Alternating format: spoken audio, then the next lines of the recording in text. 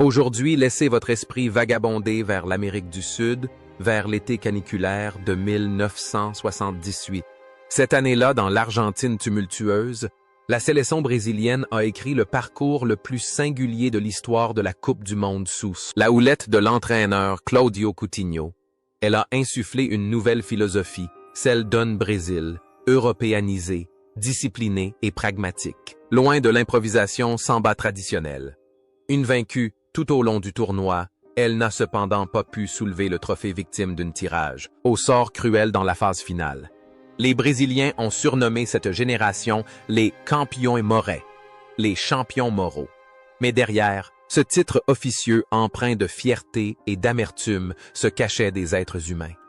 Plus de 45 ans ont passé et le temps a marqué l'heure, vieux à jamais. Certains sont devenus des légendes immortelles, d'autres ont mené une existence paisible et d'autres encore, hélas, ont vu leur parcours s'achever dans la tragédie et les larmes. Revenons sur les pages précédentes du dossier en revenant sur les hauts et les bas des principaux acteurs du film, Séleção 1978.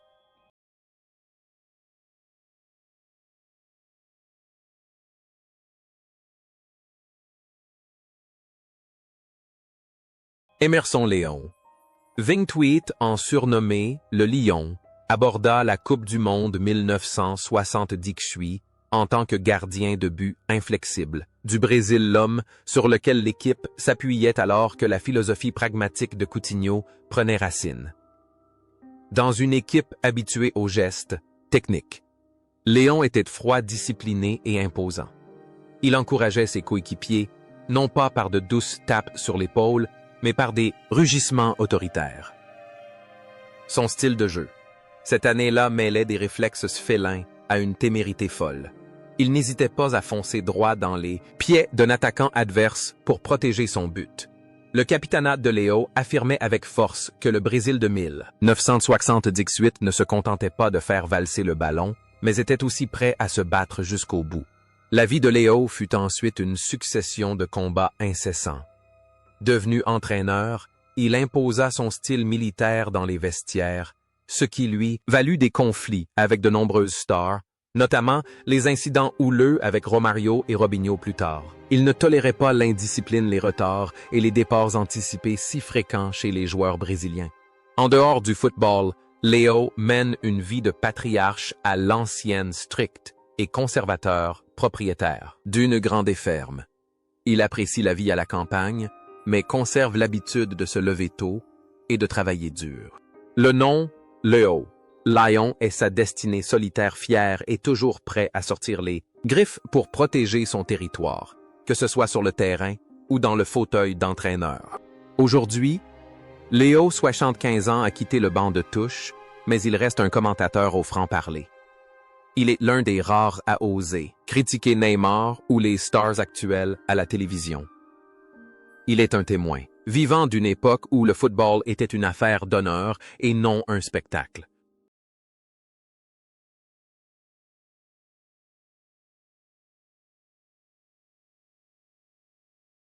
José Oscar Bernardi, défenseur central de 23 ans à l'allure aussi élégante qu'un homme en costume au beau milieu d'un brasier de Coupe du Monde, devint le pilier indispensable de la défense brésilienne en 1978. Si Léo était le feu qui brûlait en coulisses, Oscar était le ruisseau tranquille maintenant, toute la défense en alerte. Il jouait avec la finesse d'un érudit. Il lisait les situations avec précision, choisissait le bon positionnement et n'avait presque jamais à commettre de tacles dangereux, car il arrivait toujours avant que le danger ne survienne. Le duo Oscar-Amaral était alors comparé à l'alliance de l'intelligence et de la force, l'un intelligent, l'autre puissant, formant un mur d'acier devant le but brésilien. Non seulement il défendait, mais Oscar était aussi celui qui initiait les attaques depuis la ligne arrière, incarnant les qualités d'un défenseur central moderne, en avance sur son temps. Oscar fut l'un des premiers Brésiliens à envisager la pré-football. Lorsqu'il partit au Japon pour jouer pour Nissan Motors, l'entrée des Yokohama F. Marinos, il ne voyait pas cela comme un lieu de retraite, mais comme un marché potentiel. Il y étudia la culture et le commerce. De retour au Brésil, il a ouvert l'Oscar Inn Eco Resort, un immense complexe sportif. Ce dernier est devenu le camp d'entraînement de nombreuses grandes équipes dont le Brésil et la Corée du Sud lors de la Coupe du Monde Oscar Cest. Métamorphosé de joueur en homme d'affaires millionnaire, gérant son entreprise avec la même rigueur que sa défense. Son sang-froid et son sens stratégique sur le terrain ont permis à Oscar de bâtir un empire commercial pérenne. Il prouve que les footballeurs peuvent aussi être d'excellents entrepreneurs. À 70 ans, Oscar profite des fruits de son travail. Il fait la navette entre le Brésil et le Japon, respectés dans les deux pays comme ambassadeurs culturels et sportifs.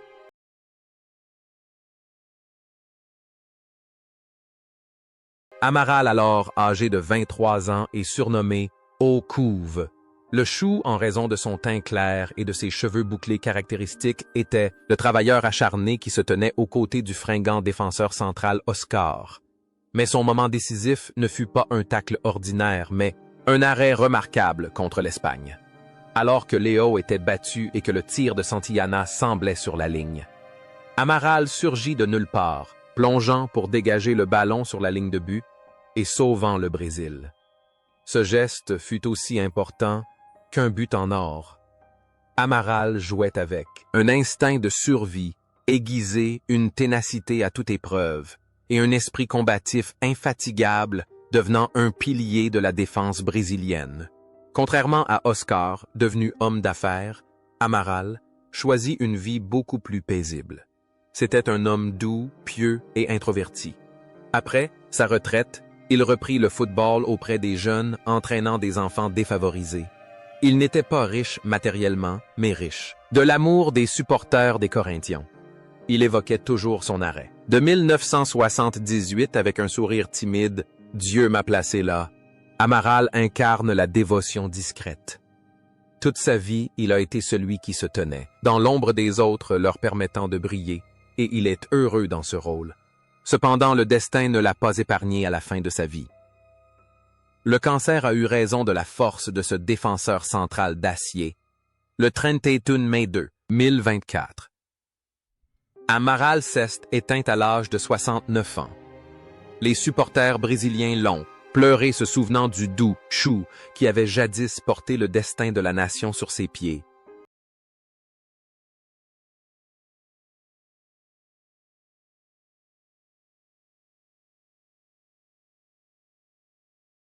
Dirce 25 ans, surnommé la fourmi ou le guitan, fut le pilier du Brésil lors de la Coupe du Monde, 1978. Malgré sa petite taille, il débordait d'énergie, une frappe puissante de loin, des passes précises et un jeu physique intense. En l'absence de Zico, Dirce assuma toutes les responsabilités créatives au milieu de terrain, devenant le véritable moteur de l'équipe. Ses 3 buts, donc d'impressionnantes frappes lointaines, illustrèrent toute l'étendue de son talent de milieu de terrain. Grâce à ses performances exceptionnelles, Dirce fut élu 3e meilleur joueur du tournoi Ballon de bronze, derrière seulement Mario Kempes et Paolo Rossi. Dirce fut peut-être le premier footballeur brésilien à incarner véritablement le citoyen du monde. Il a joué pour près de 20 clubs au Brésil, au Mexique, en Espagne et en Italie, où il était une idole à Naples avant Maradona. Il ne s'attardait jamais longtemps au même endroit, tel un vent indomptable. Dirce aimait la liberté, les fêtes et les rires. Il était l'ami de tous, et son optimisme pouvait illuminer les pièces les plus sombres. Le style de jeu fluide et itinérant de Dirce est sa vie, une quête sans fin de la joie. Mais son parcours s'acheva par une tragédie des plus brutales. Le 15 septembre 1995, alors qu'il circulait à Rio de Janeiro, la voiture de Dirce fut percutée de plein fouet par un chauffeur au volant d'un véhicule hors de contrôle. Il mourut à 43 ans. En pleine force de l'âge après sa carrière de footballeur, la mort de Dirce fut un choc terrible, une triste nouvelle pour le football mondial des années 90.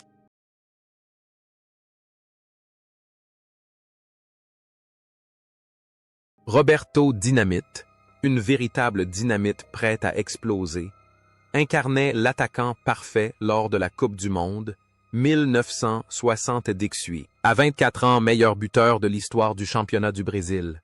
Dynamite débuta le tournoi comme remplaçant de Reinaldo.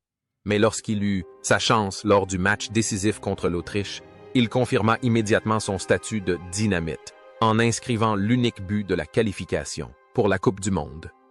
Il ne s'arrêta pas là et marqua 2 autres buts contre la Pologne, démontrant ainsi son talent pour saisir les occasions franches. Peu de touches de balle suffisent pour marquer. Rares sont les joueurs aussi fidèles que Dynamite. Il a consacré presque toute sa vie au Vasco da Gama, marquant plus de 700 buts pour le club. Après sa retraite, il n'a pas choisi de devenir entraîneur, mais s'est lancé en politique député de l'État de Rio et est devenu président du Vasco Club. Mais la présidence est une fonction à haut risque. Il a connu la gloire comme l'amertume et a même essuyé les critiques des supporters qui l'adulaient autrefois, lorsque l'équipe était en difficulté. Pourtant, son amour pour le club est resté intact. L'explosivité sur le terrain contraste avec la fidélité et la persévérance dont font preuve les supporters pour un seul maillot. Dynamite est un symbole de loyauté rare dans le football moderne. À la fin de sa vie, le roi de la Dynamite a mené un combat silencieux contre un cancer du côlon. Il s'est battu avec un courage admirable tel un guerrier, mais le miracle ne s'est pas produit. Le 8 janvier 2023, quelques jours seulement après la disparition du roi du football, Pelé Roberto Dynamite est lui aussi retourné dans son pays natal à l'âge de 68 ans. Le Brésil a perdu 2 rois en une seule semaine.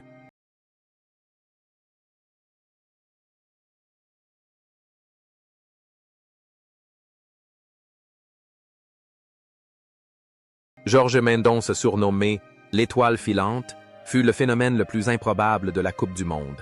1960 Dixuy à 24. Il prit la relève de Zico blessé, et ses performances furent si impressionnantes que même après le retour de Zico, il resta sur le banc doté d'une technique flamboyante, d'une confiance en soi démesurée et d'un charisme indéniable. Mendonça devint le héros inattendu de la sélection, leur unique espoir pour la seconde phase du tournoi. Mais cette ascension fulgurante vers la gloire fut sa perte. Après la Coupe du Monde, Mendonça succomba à la tentation.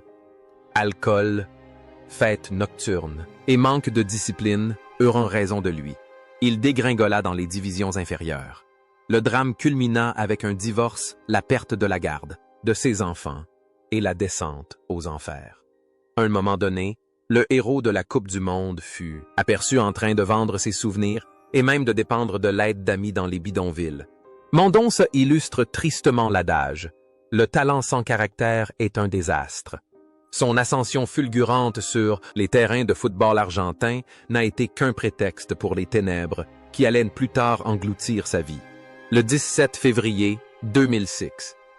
Jorge Mendonça décède dans un hôpital public des suites d'une crise cardiaque, conséquence d'années de santé fragile.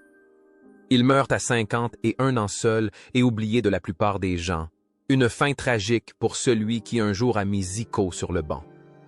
Nelinho, véritable physicien du terrain, fut la révélation brésilienne au poste d'arrière droit lors de la Coupe du Monde. 1960 Dixuy. À 27 ans, il n'était pas titulaire indiscutable. Toninho Baiano étant plus solide défensivement, mais chacune de ses entrées en jeu émerveillait le public.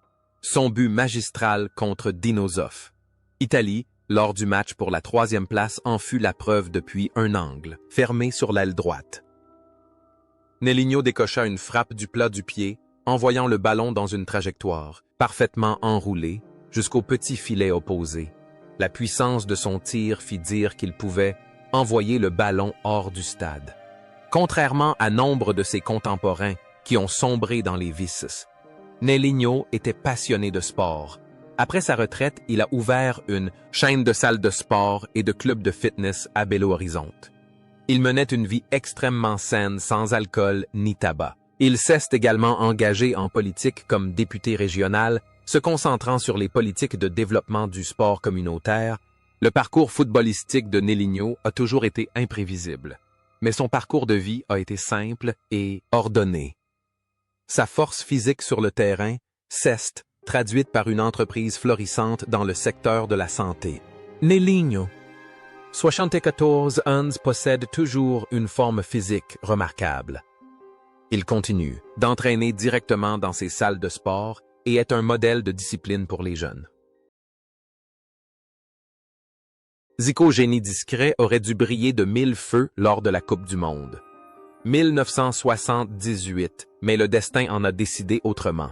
À 25 ans, le pelé blanc ne correspondait pas à la philosophie de jeu militaire de l'entraîneur Coutinho. Le point culminant de la tragédie survint lors du match contre la Suède. À la dernière minute, Zico sauta haut pour reprendre de la tête un corner et marquer, mais l'arbitre Clive Thomas siffla alors que le ballon était encore en l'air. Le but fut refusé. Zico se blessa par la suite et perdit son poste, laissant derrière lui l'image d'un Zico triste et désemparé sur le terrain. Zico a transformé la tristesse de 1978 en une source de motivation pour briller en 1982 mai. Le tournant majeur de sa vie fut sa décision de partir au Japon à un âge avancé. Là-bas, il n'a pas seulement joué au football, mais a aussi enseigné aux Japonais les rudiments du football professionnel. Il était vénéré comme une légende du football. Par la suite, il est devenu un entraîneur chevronné menant le Japon, l'Irak, la Russie. À travers le monde avec l'attitude d'un ambassadeur de la paix. Sur le terrain, Zico est flamboyant et bienveillant. En dehors, c'est une personnalité remarquable, jamais mêlée à un scandale. Il est la preuve vivante qu'un échec dans un tournoi Coupe du Monde 78 n'est parfois qu'une étape vers une gloire durable. Zico, 71 ans, est aujourd'hui un célèbre YouTuber, un philanthrope et le grand-père national du Brésil. Son sourire bienveillant continue de réchauffer le cœur de millions de personnes.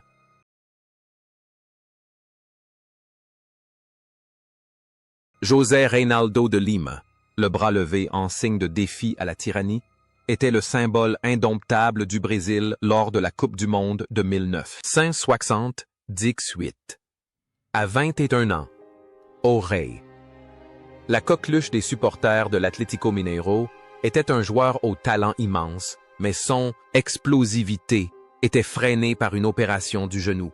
Cependant, sa célébration de but contre la Suède restera à jamais gravée dans les mémoires. Immobile et le poing droit levé vers le ciel, il symbolisait le mouvement des Panthères noires et défiait ouvertement la dictature militaire qui régnait sur le Brésil. Il fut le seul joueur à oser un tel geste. La carrière de Reinaldo fut brutalement interrompue par sa grave blessure aux jambes, mais il mit sa notoriété au service de la démocratie. Après le football, il devint journaliste et militant politique du Parti des travailleurs PT se rangeant, toujours du côté des plus démunis et des personnes de couleur. Il mena une vie simple guidée par des idéaux. Reinaldo pratiquait le football avec passion et s'engageait également en politique avec passion. Il représentait un lien rare entre le sport et l'idéologie politique au Brésil à cette époque. Reinaldo, 67 ans, vit toujours à Belo Horizonte. Bien qu'il ait des difficultés à marcher en raison des séquelles d'une ancienne blessure, le roi continue de faire entendre sa voix sur les questions sociales du pays.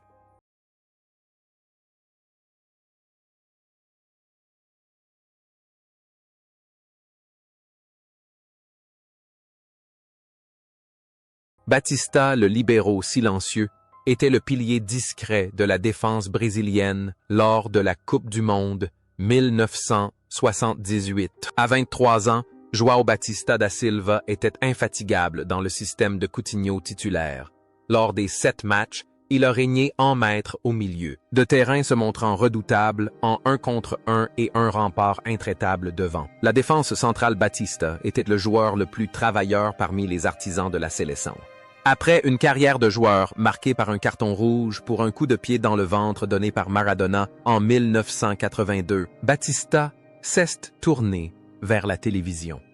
Il a étudié et perfectionné ses compétences linguistiques et est devenu un commentateur sportif de premier plan dans le sud du Brésil. Il était reconnu pour son style d'analyse calme et incisif, un contraste saisissant avec son agressivité passée sur le terrain. La discipline d'un milieu défensif a permis à Batista de se préparer à réussir dans un environnement médiatique impitoyable. À 69 ans, Batista reste un visage familier de la télévision brésilienne, un professionnel respecté.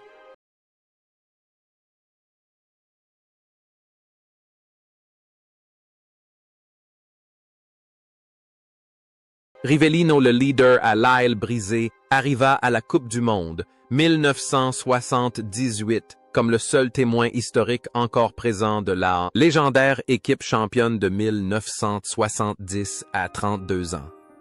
Il était le leader l'aîné, censé guider ses jeunes frères Zico et dire ce. Cependant, ce fut un tournoi douloureux pour le roi de la moustache. Des blessures persistantes ne lui permirent de disputer que 3 matchs et de ne pas jouer régulièrement. Néanmoins, la présence de Rivellino sur le banc était un véritable soutien moral. Debout là avec son fameux pied gauche tonitruant, les jeunes joueurs brésiliens centaines qu'ils pouvaient compter sur un appui solide pour ne pas s'effondrer sous la pression.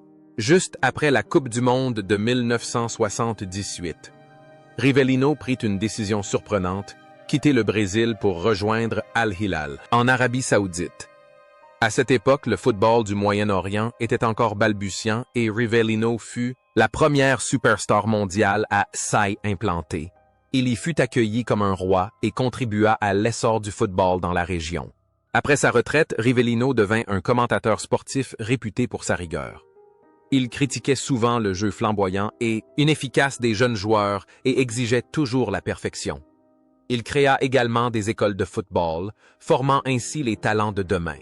Le coup de pied atomique de Rivellino pouvait briser des murs tout comme sa personnalité, explosive, directée et autoritaire. Il faisait le lien entre un passé glorieux et un présent pragmatique. Aujourd'hui, à 78 ans, Rivellino mène une vie bien remplie à São Paulo. Il reste une figure emblématique du petit écran, un monument devant lequel tout joueur brésilien se doit de s'incliner avec respect.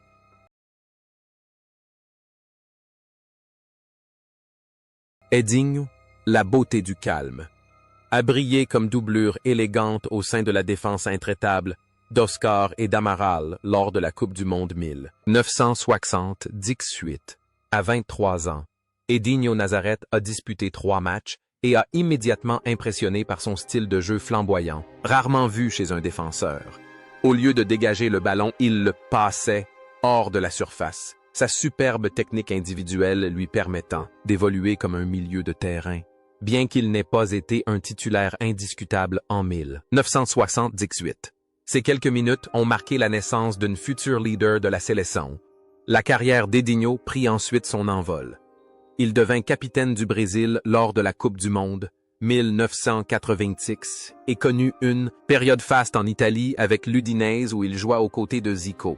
Après sa retraite, Edinho prouva sa polyvalence. Il entraîna de nombreux grands clubs comme Fluminense et Flamengo, puis devint commentateur sportif et s'impliqua même dans la gestion d'équipes de beach soccer. Dans tous ses rôles, il fit preuve d'élégance, d'éloquence et d'une grande finesse d'esprit. Edinho jouait au football avec l'élégance d'un gentleman en smoking et sa vie respirait la même sérénité. Il était le modèle du footballeur brésilien moderne. Il jouait avec intelligence et vivait avec sagesse. Edinho 69 ans est actuellement un commentateur sportif de renom. Il mène une vie discrète à l'abri des scandales et cultive l'image d'une légende intègre et élégante.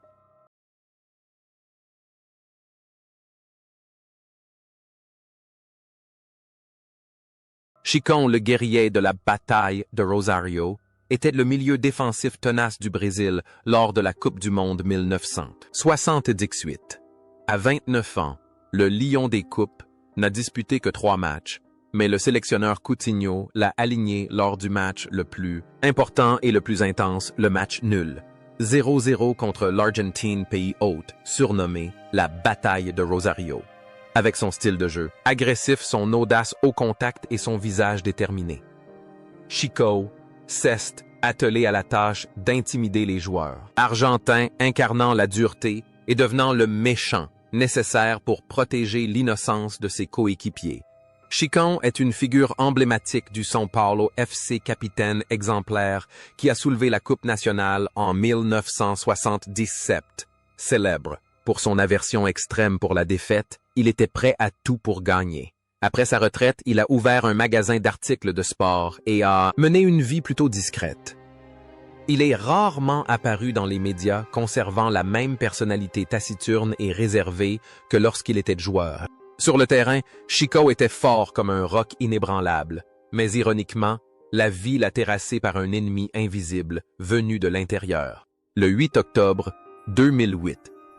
Chico s'est éteint chez lui après une longue lutte contre un cancer de l'œsophage et de l'estomac. Ce guerrier indomptable est décédé à l'âge de 59 ans, laissant derrière lui le souvenir douloureux d'un capitaine à l'esprit indomptable.